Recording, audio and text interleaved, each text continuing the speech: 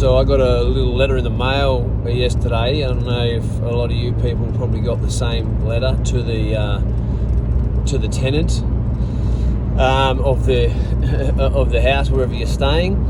But basically, there was a letter from the Australian government talking about the boosters that they're going to be ready to start implementing 6 months after your second COVID shot.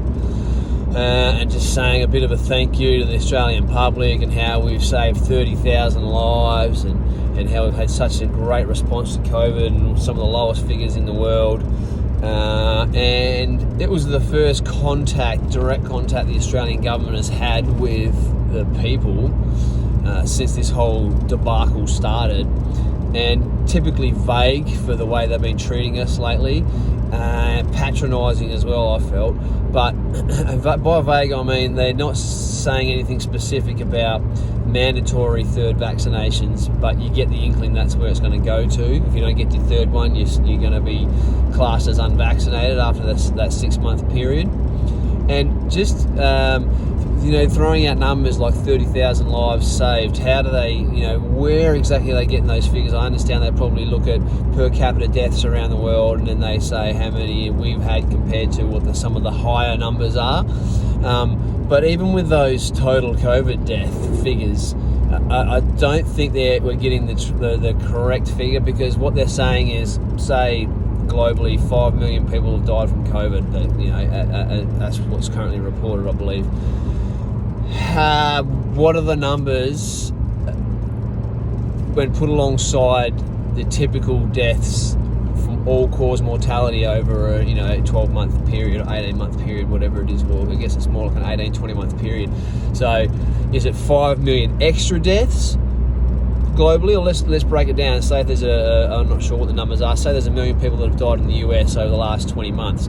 If you look at the 20-month period from 2017 to late 2018, 2019, is it an extra million on top of the usual all-cause mortality deaths, or is it an extra 700,000? Is it an extra 500,000? Whatever it is, there's a figure there, there's a trade-off, and that's the trade-off, that's the number that they don't tell you because they want to trump the numbers up to really make it look worse and to justify everything that's been going on over the last 20 months. The fact that freedoms have been taken away and big pharmaceutical companies have been pumped up and treated like heroes, and we're told to just trust them. Trust information that's not solid, it's not tried, it's not tested. Again, I'm double vaxxed, man. I'm not an anti-vaxxer at all. My qualm is about the way the government, particularly the Australian government, has been treating us, the Australian people, and even more particularly the West Australian government has been treating its people. These mandatory lockdowns, mandatory quarantine, people are losing their jobs, they can't go to work now. Not a lot of information being put out there. The information that is out there changes quite frequently, yet you're told you just have to trust them and do what they say. And again, all of a sudden, Big Pharma, who have been killing people for decades now, are the heroes that we need to trust.